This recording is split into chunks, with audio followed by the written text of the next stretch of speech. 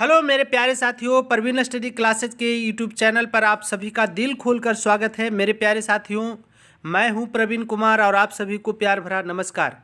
मेरे प्यारे साथियों, एग्जाम अमृत के नाम से जो सीरीज चल रहा है, आज हम लोग अगले सीरीज में प्रवेश कर चुके हैं। मेरे प्यारे साथियों, बहुत ही इंपॉर्टेंट प्रश्न जो एग्जाम पॉइंट ऑफ व्यू से इंपॉर्टेंट होता है उसे आपके लिए लेकर आया जाता है। तो यदि आप चैनल पर नए हैं तो चैनल को सब्सक्राइब कर लीजिए और साथ ही साथ बेल आइकन को भी प्रेस कर दीजिए। दोस्तों को शेयर करना ना भूलिए। मेरे प्यारे साथियों, एक विशेष जानकारी और ये है कि आप हमारे टेलीग्राम चैनल से भी जुड़ सकते हैं और उस टेलीग्राम चैनल के माध्यम से करंट अफेयर्स का रिवीजन, साथ ही साथ मोस्ट इंपॉर्टेंट एमसीक्यू जीके के प्रश्न जो खुद परवीन स्टडी क्लासेज के माध्यम से जनरेट किया जाता है उससे आप प्राप्त कर सकते हैं। तो आप हमारे टेलीग्राम चैनल से निश्चित ही जुड़िए और यदि आपको अच्छा लगे वीडियो तो चैनल पर नए हैं तो चैनल को सब्सक्राइब कर दीजिए, इतना आग्रह है आपसे, और दोस्तों को शेयर कर दीजिए। क्योंकि मेरे प्यारे दोस्तों, इस तरह के वीडियो बनाने में आपके लिए अच्छे मटेरियल लाने में काफ़ी मेहनत लगते हैं। तो इन सारी बातों को ध्यान में रखकर आप चैनल पर नए हैं तो चैनल को सब्सक्राइब जरूर कर दीजिए। चलिए बनाते हैं पहले क्वेश्चन से। और पहला क्वेश्चन क्या है, कहता है निम्नलिखित कथनों में से असत्य कथन का चयन कीजिए। असत्य कथन को चुनना है आपको। कहता है 1980 के दशक में जनहित याचिका भारत में विकसित हुई। बिल्कुल सत्य कथन है मेरे प्यारे साथियों, आपको पता होना चाहिए कि 1980 के दशक में। चलिए पहले देख लेते कौन कौन, आप पढ़ लेते हैं, उसके बाद हम लोग चुनते हैं, उसके बारे में डिटेल से जानकारी प्राप्त करते हैं। पर्यावरण से संबंधित समस्या के लिए भी जनहित याचिका दायर की जा सकती है। आप अपने मन में पहले इसे बैठा लीजिए, कौन सही होगा कौन गलत होगा, फिर हम लोग इसको देखेंगे। भारत में जनहित याचिका लाने वाले पीएन भगवती थे। यह याचिका केवल सर्वोच्च न्यायालय में ही दायर की जा सकती है। कौन सा कथन असत्य है, चयन करना है आपको। तो मेरे प्यारे साथियों, इसमें कथन डी जो है असत्य है। क्यों? क्योंकि जनहित याचिका जो है, पब्लिक इंटरेस्ट लिटिगेशन जो है, PIL जिसे कहते हैं, सर्वोच्च न्यायालय या उच्च न्यायालय दोनों में से कहीं भी दायर किया जा सकता है। पहली बात। अब हम लोग चलते हैं ऑप्शन ए में। जनहित याचिका को सर्वप्रथम 1980 के दशक में लाया गया था। मुख्य न्यायाधीश PN भगवती लाने वाले थे। इनमें मुख्य भूमिका निभाए थे PN भगवती।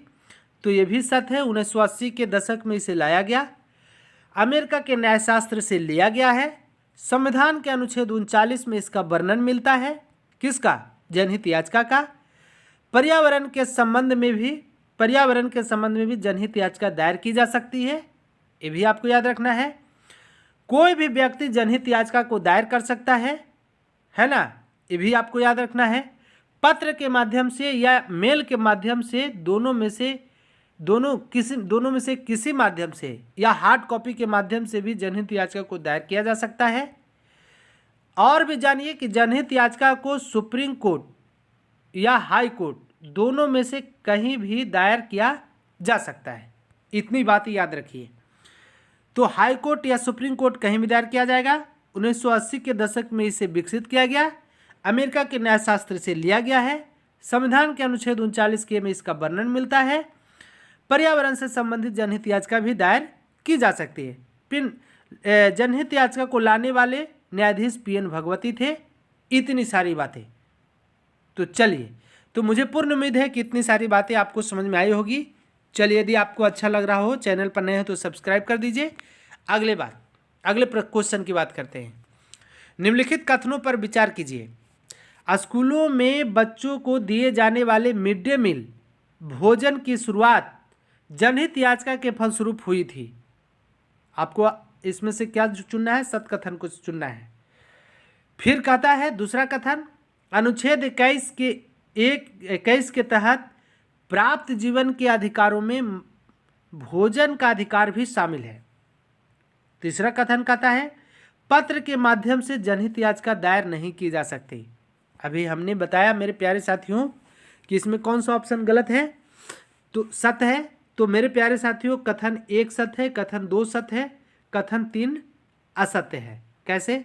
जनहित याचिका जो है पत्र के माध्यम से या मेल के माध्यम से भी दायर किया जा सकता है।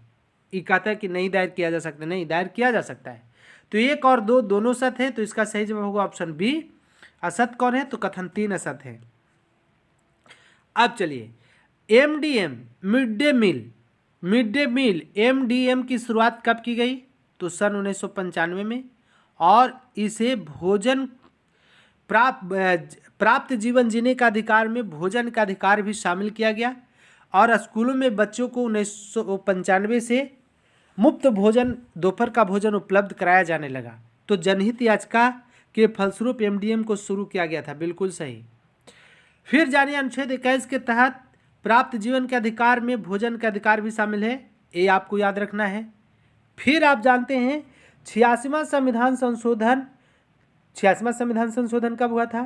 तो 86वां संविधान संशोधन 2002 के तहत संविधान के अनुच्छेद 21 के ए को जोड़ा गया, और इसमें 6 से 14 वर्ष के बच्चे को निःशुल्क और अनिवार्य शिक्षा उपलब्ध कराया गया। ये भी आपको याद रखना है। तीसरी बातें, नेक्स्ट बातें याद रखना है कि निजता का अधिकार, राइट टू प्राइवेसी, क्या? राइट टू प्राइवेसी, निजता का अधिकार। निजता कहने का मतलब क्या हुआ? बहुत बार आप लोग सुने होंगे, प्राइवेसी, है ना। निजता का अधिकार जो है संविधान के अनुच्छेद 21 के तहत मौलिक अधिकार घोषित किया गया है, निजता के अधिकार को। और होता क्या है निजता का अधिकार? तो जब किसी व्यक्ति के प्राइवेसी को, है ना, उसके प्राइवेसी को जब आउट किया जाता है तो कहा जाता है कि निजता के अधिकार का उल्लंघन हुआ है।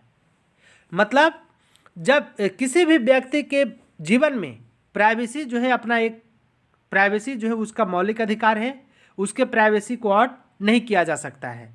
मतलब हुआ था क्या? निजता के अधिकार को, राइट टू प्राइवेसी को कब लाया गया? तो ये लाया गया था जनहित याचिका के आधार पर, और जब व्हाट्सएप के जो कंपनी है, वो कह रहे थे कि व्हाट्सएप पर जितने भी कस्टमर हैं उनके डेटा को फेसबुक के साथ शेयर की जाएगी। इसी के आधार पर निजता के अधिकार को लाया गया और कहा गया कि किसी भी व्यक्ति के प्राइवेसी को आउट करना उसके मौलिक अधिकार का हनन है ना। तो इतनी बातें। तो राइट टू प्राइवेसी किस संविधान के किस अनुच्छेद के तहत? अनुच्छेद 21 के तहत। संविधान 21 के तहत, संविधान के अनुच्छेद 21 के तहत जीवन के अधिकार, प्राप्त जीवन के अधिकार में भोजन के अधिकार को भी शामिल किया गया है, स्वास्थ्य के अधिकार को भी शामिल किया गया है, और आपको जो ये स्वच्छ कार्बन न्यूट्रलिटी की बात जो हो रही है, स्वच्छ पेयजल की भी जो बात हो रही है, स्वच्छ पेयजल आपको 2024 तक सरकार का टारगेट है कि स्वच्छ पेयजल भारत के हर घर में हर नागरिक को उपलब्ध कराया जाएगा। तो स्वच्छ पेयजल, शराबबंदी, ये सारे जो किए गए हैं ये आपके प्राप्त जीवन के अधिकार हैं, है ना। और ये कहता है आपके मौलिक अधिकार हैं, और इन सारे को सुचारू रूप से सरकार को उपलब्ध कराना कर्तव्य बनता है। आप जानते हैं कि बिहार में शराबबंदी संविधान के अनुच्छेद 47 के तहत की गई थी। पूछा भी गया है, पूछा हुआ क्वेश्चन है, याद रखिएगा आप कि संविधान के बिहार में शराबबंदी संविधान के किस अनुच्छेद के तहत किया गया था? तो अनुच्छेद 47। मतलब संविधान का अनुच्छेद 47 कहता है कि किसी भी व्यक्ति के जीवन को उच्च स्तर पर ले जाना, उनके स्वास्थ्य की देखभाल करना, पौष्टिक युक्त भोजन उपलब्ध कराना, ये सारे संविधान के अनुच्छेद 47 में कहा गया है। तो चलिए मेरे प्यारे साथियों, इसमें सही, इसका सही जवाब क्या होगा? तो 1 सत था, 2 सत था, तो इसका सही जवाब होगा ऑप्शन नंबर बी। इतना बातें दूसरे प्रश्न से आप याद रखिए। चलिए आगे बात करते हैं। कहता उच्च न्यायालयों के संदर्भ में निम्नलिखित कथनों पर विचार कीजिए। उच्च न्यायालयों के संदर्भ में, उच्च न्यायालय की स्थापना सबसे पहले 1862 में कलकत्ता, बम्बई और मद्रास में की गई थी।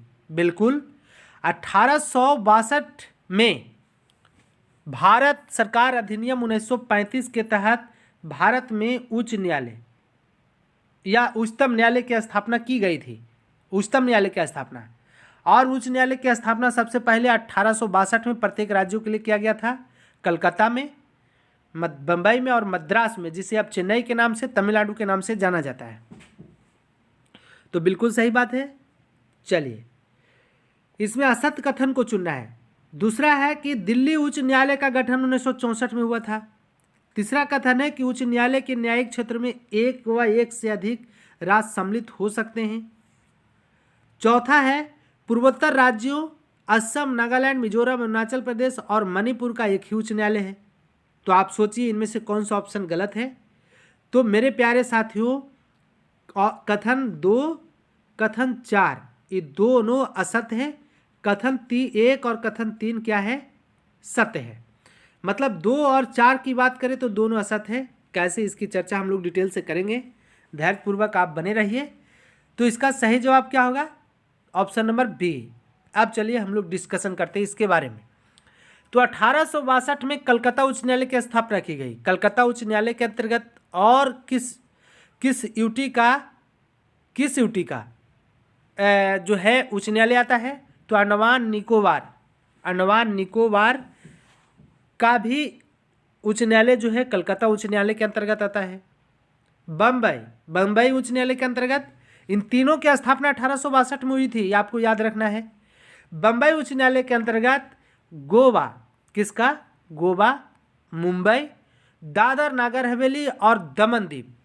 पहले दादर नगर हवेली और दमन दीप अलग अलग यूटी हुआ करते थे, लेकिन 2019 के बाद दादर नगर हवेली और दमन दीप को एक ही मिला करके एक ही यूटी बना दिया गया। तो दादर नगर हवेली, दमन दीप का मुख्यालय कहाँ है? दमन, राजधानी है दमन। और इन गोवा का, मुंबई का, दादर नगर हवेली, दमन दीप का जो उच्च न्यायालय है किसके अंतर्गत आता है? तो बम्बई उच्च न्यायालय के अंतर्गत। तमिलनाडु उच्च न्यायालय किसके अंतर्गत? तमिलनाडु उच्च न्यायालय के अंतर्गत कौन आता है? तो पुदुचेरी का उच्च न्यायालय है ना, पुदुचेरी, ये भी एक यूटी है। तो पांडिचेरी उच्च न्यायालय का जो अधिकार क्षेत्र है किसके अंतर्गत आता है? तो तमिलनाडु। इतना याद रखिए। दिल्ली उच्च न्यायालय की स्थापना 1964 में नहीं, 1966 में हुआ था। कब? 1966 में। ये भी याद रखिए। आगे देखते हैं। पूर्वोत्तर कलकत्ता उच्च न्यायालय के न्यायिक क्षेत्र में एक या एक से अधिक राज्य सम्मिलित हो सकते हैं। बिल्कुल, हमने कहा भी आपको कि कलकत्ता उच्च न्यायालय के अंतर्गत कौन आता है? अंडमान निकोबार का उच्च न्यायालय। बम्बई उच्च न्यायालय के अंतर्गत गोवा का उच्च न्यायालय और दादर नगर हवेली, दमन दीप उच्च न्यायालय, मुंबई का उच्च न्यायालय इसके अंतर्गत आता है। मतलब एक से अधिक राज्यों के लिए एक ही उच्च न्यायालय की स्थापना की जा सकती है। फिर देखिए, पूर्वोत्तर राज्यों में असम, नागालैंड, मिजोरम, अरुणाचल प्रदेश और मणिपुर का एक ही उच्च न्यायालय है। नहीं मेरे प्यारे दोस्तों, असम, नागालैंड, मिजोरम, अरुणाचल प्रदेश इन सारे का उच्च न्यायालय एक ही है। ये बिल्कुल सत्य बात है। लेकिन मणिपुर का उच्च न्यायालय इनसे अलग हो गया है। कब? तो 25/3/2013 को मणिपुर उच्च न्यायालय, मणिपुर हाईकोर्ट की स्थापना की गई। 25/3/2003 को मेघालय 25/3/2013 को मेघालय हाईकोर्ट का भी स्थापना किया गया। 26/3/2013 को किसका? तो त्रिपुरा। 26/3/2013 मतलब 26 मार्च 2013 को त्रिपुरा हाईकोर्ट की भी स्थापना की गई। और इस तरह से उस समय 24 हाईकोर्ट बनाए गए थे 2013 में। 21 पहले से था, 3 को नया बना था। लेकिन वर्तमान समय में भारत में टोटल कितने हैं? तो 25 हाईकोर्ट हैं। और भारत का नवीनतम हाईकोर्ट का नाम क्या है? तो तेलंगाना हाईकोर्ट है। तेलंगाना हाईकोर्ट की स्थापना कब की गई? तो 1 जनवरी 2019 को तेलंगाना हाईकोर्ट की स्थापना की गई। तो आपको इतनी बातें याद रखना है।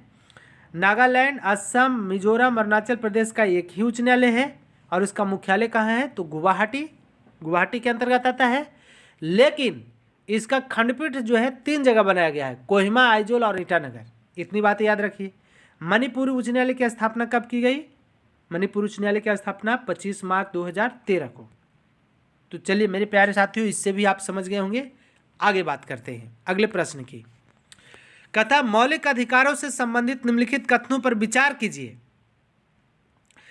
कि कोई भी नागरिक अपने मौलिक अधिकारों का उल्लंघन होने की स्थिति में सीधे सर्वोच्च न्यायालय जा सकता है, लेकिन उच्च न्यायालय इस संदर्भ में अधिकार नहीं रखते हैं। चलिए, तो कौन सा कथन सत्य है? कथन पहला क्या है, सत्य है या असत्य, आपको चुनना है। कथन दूसरा कहता है कि संविधान के अनुच्छेद 21 में प्रत्येक नागरिक को गौरवपूर्ण जीवन जीने का मौलिक अधिकार प्राप्त है। स्वास्थ्य का अधिकार इन्हीं मौलिक अधिकारों के अंतर्गत शामिल है। क्या ये दोनों कथन सत्य हैं? तो मेरे प्यारे साथियों, आपको जानकारी होना चाहिए कि कथन एक क्या है, असत्य है। कैसे? तो इसका सही जवाब क्या होगा? केवल ऑप्शन नंबर ए। कैसे असत्य है? तो कहता है कि कोई भी नागरिक अपने मौलिक अधिकारों का उल्लंघन होने की स्थिति में सीधे सर्वोच्च न्यायालय जा सकता है, लेकिन उच्च न्यायालय इस संदर्भ में अधिकार नहीं रखते। नहीं, दोनों में से जब किसी व्यक्ति के फंडामेंटल राइट का उल्लंघन होता है, उसके फंडामेंटल राइट का दोहन किया जाता है, शोषण किया जाता है, तो वो सर्वोच्च न्यायालय और उच्च न्यायालय दोनों में से कहीं भी जा सकते हैं और अपने फंडामेंटल राइट की रक्षा के लिए आग्रह कर सकते हैं। तो ये कथन एक गलत है। दूसरा, संविधान के अनुच्छेद 21 में प्रत्येक नागरिक को गौरवपूर्ण जीवन जीने का मौलिक अधिकार प्राप्त है। हमने अभी भी बताया कि एमडीएम जो लाया गया, एमडीएम, तो जब कोई व्यक्ति जीता है तो उसके जीवन में भोजन का अधिकार भी मौलिक अधिकार है, अनुच्छेद 21 में कहा गया। स्वास्थ्य का भी आपको पता होना चाहिए कि जो आपको स्वच्छ जल मिल रहा है, स्वच्छ जल और स्वच्छ वातावरण की जो ख्याल रखी जा रही है सरकार के द्वारा, जो ग्लासगो में, इंग्लैंड के ग्लासगो, स्कॉटलैंड के ग्लासगो में ना, जो COP26 हुआ, COP26 के में जो कार्बन न्यूट्रलिटी की बात की गई, मतलब कार्बन उत्सर्जन को शून्य करने की बात जो की गई, ये स्वास्थ्य के ध्यान में रख कर की गई कि जो पर्यावरण है उसको प्रदूषित होने से बचाना है। तो मेरे प्यारे दोस्तों, COP26 का हुआ तो ग्लासगो में, ये आपको याद रखना है। फिर आपको याद रखना है कि जो हमारे देश में शराबबंदी, जो बिहार राज्य में शराबबंदी किया गया संविधान के अनुच्छेद किस अनुच्छेद में? 47 में, ये भी आपको याद रखना है। तो इसकी चर्चा भी हमने पहले किया है। चलिए आगे बात करते हैं। तो इसका सही जवाब क्या होगा? केवल एक। आगे बात करते हैं अगले प्रश्न की। कहता है निम्नलिखित कथनों पर विचार कीजिए। न्यायिक व्यवस्था नागरिकों बढ़िया से समझिएगा इस प्रश्न को कि न्यायिक व्यवस्था नागरिकों व सरकारों दो राज्य सरकारों के मध्य तथा केंद्र व राज्य सरकारों के मध्य पैदा हुए विवादों के निपटारे का तंत्र उपलब्ध कराती है। मतलब न्यायिक व्यवस्था कहने का मतलब कि हमारे सरकार के 3 अंग हैं, न्यायपालिका, कार्यपालिका, विधायिका। तो उसमें जो न्यायपालिका है, नागरिकों और सरकारों के बीच यदि कोई मतलब विवाद हो, डिस्प्यूट हो, तो उसके बीच आर्बिट्रेशन करेगा, मध्यस्थता करेगा। 2 राज्य सरकारों के मध्य जब विवाद हो, केंद्र और राज्य सरकारों के मध्य जब विवाद हो, तो उसके मध्य पैदा हुए विवादों के निपटारे का तंत्र उपलब्ध कौन कराती है?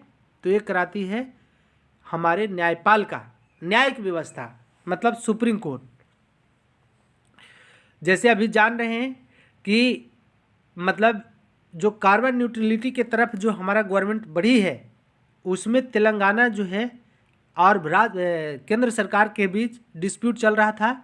मतलब केंद्र सरकार का कहना था कि जो अक्षय ऊर्जा उत्पन्न किए जा रहे हैं, पैदा किए जा रहे हैं, उसका 15% आपको खरीदना है, लेकिन तेलंगाना इसे खरीदने से मना कर दिया। मतलब एक उनका कहना था कि जो अभी ऊर्जा मंत्री हैं, कौन है ऊर्जा मंत्री? तो RK सिंह, भारत के ऊर्जा मंत्री हैं। उनका कहना था कि आप कहीं से भी, किसी भी कंपनी से अक्षय ऊर्जा का 15% खरीदना है आपको। लेकिन उनका कहना था, उनका आरोप था कि ये कहते हैं कि जिस कंपनी से केंद्र सरकार का थी उसी कंपनी से खरीदिए, मैं ऐसा नहीं कर सकता। तो ये एक डिस्प्यूट था, लेकिन ये डिस्प्यूट समाप्त हो गया है। चलिए, तो ये बातें हैं मेरे प्यारे साथियों।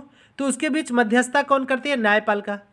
संविधान की व्याख्या करने का अधिकार सर्वोच्च न्यायालय के पास है। बिल्कुल, सर्वोच्च न्यायालय ये एक अभिलेख न्यायालय है।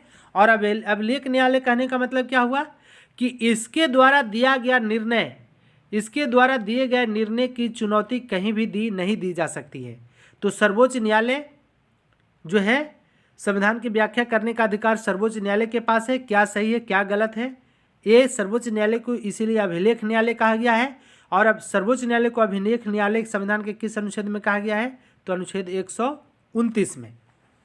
चलिए, तो कौन सा कथन सत्य है, तो मेरे प्यारे साथियों दोनों कथन सत्य है, मतलब कथन 1 कथन 2, तो इसका सही जवाब होगा ऑप्शन सी। चलिए, सर्वोच्च न्यायालय आया है तो सर्वोच्च न्यायालय की बात करते हैं। सर्वोच्च न्यायालय की स्थापना 26 कब किया गया था, तो सर्वोच्च न्यायालय की स्थापना 26 जनवरी 1950 को, कब, 26 जनवरी 1950 को किया गया था। भारत सरकार अधिनियम 1935 के द्वारा सर्वोच्च न्यायालय की स्थापना की गई। सर्वोच्च न्यायालय का मुख्यालय कहाँ है, तो दिल्ली है ना, हमारे high court supreme court Delhi में है। सर्वोच्च न्यायालय में वर्तमान में कितने मुख्य न्यायाधीश हैं, तो टोटल 34 मुख्य न्यायाधीश हैं। शुरू में सर्वोच्च न्यायालय में कितने मुख्य न्यायाधीश थे, तो मेरे प्यारे साथियों एक चीफ जस्टिस थे और बाकी जो है 7 अन्य न्यायाधीश थे। मतलब टोटल जो है जिस समय सर्वोच्च न्यायालय की स्थापना की जा रही थी उसमें सर्वोच्च न्यायालय में 8 न्यायाधीश थे, जिसमें 1 मुख्य न्यायाधीश और 7 अन्य न्यायाधीश थे। इतनी बातें और भी हम लोग जानेंगे। आज सर्वोच्च न्यायालय के बारे में हम लोग पूरी बातें खंगाल लेंगे मेरे प्यारे साथियों। आप एक एक करके सुनते जाइए क्या है सर्वोच्च न्यायालय की बातें। तो सर्वोच्च न्यायालय की वर्णन संविधान के किस भाग में मिलता है, मतलब उच्चतम न्यायालय की सुप्रीम कोर्ट का वर्णन संविधान के भाग 5 में मिलता है, ये भी आपको याद रखना है।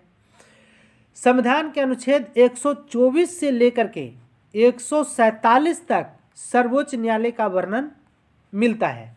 सर्वोच्च न्यायालय के मुख्य न्यायाधीश का वेतन कितना है, तो 2,80,000 और अन्य न्यायाधीश का वेतन कितना है, तो 2,50,000। अन्य न्यायाधीश का वेतन 2,50,000 है, ये भी याद। सर्वोच्च न्यायालय बनने के लिए न्यूनतम उम्र कितना है, तो सर्वोच्च न्यायालय बनने के लिए कोई न्यूनतम उम्र की योग्यता, सर्वोच्च न्यायालय कहने का मतलब क्या है, कह रहे हैं क्या, सर्वोच्च न्यायालय के मुख्य न्यायाधीश बनने के लिए न्यूनतम उम्र कितनी होनी चाहिए, तो इसकी कोई भी सीमा उपलब्ध नहीं है। कितने भी उम्र में व्यक्ति सर्वोच्च न्यायालय का मुख्य न्यायाधीश बन सकता है। सर्वोच्च न्यायालय का मुख्य न्यायाधीश बनने के लिए योग्यता क्या है, तो 2 योग्यता आपको याद रखना है। पहला योग्यता है कि किसी उच्च न्यायालय का कम से कम 5 वर्ष तक न्यायाधीश रहना आवश्यक है।